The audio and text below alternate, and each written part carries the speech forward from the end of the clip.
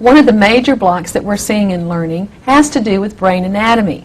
You see, there's a midline that goes down the center of your brain called the corpus callosum that separates the left and right hemisphere. There's also a midline in your body that makes you symmetrical and splits you in half. The left side of your brain controls the right side of your body and vice versa.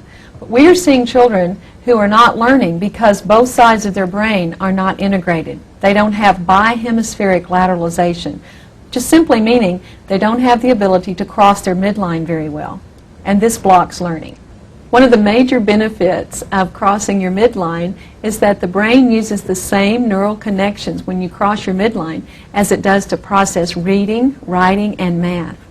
Also, when you cross your midline, it wakes up the brain by putting the vestibular system into action. This is the system that prepares the brain for learning. Excellent cross your midline activities are things like basketball, juggling, jumping rope, rhythmic activities, and soccer.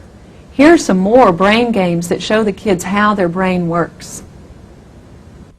What we can do is to help them increase their eye muscle strength so that their eyes can focus for reading.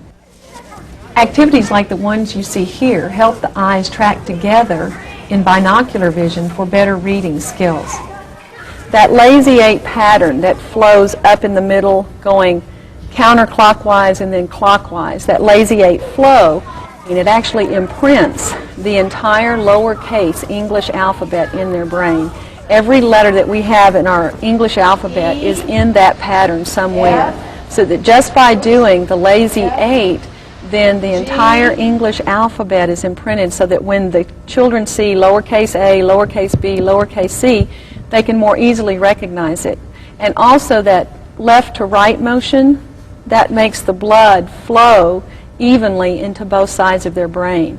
As well as it's diagnostic. Some children can't cross their midline.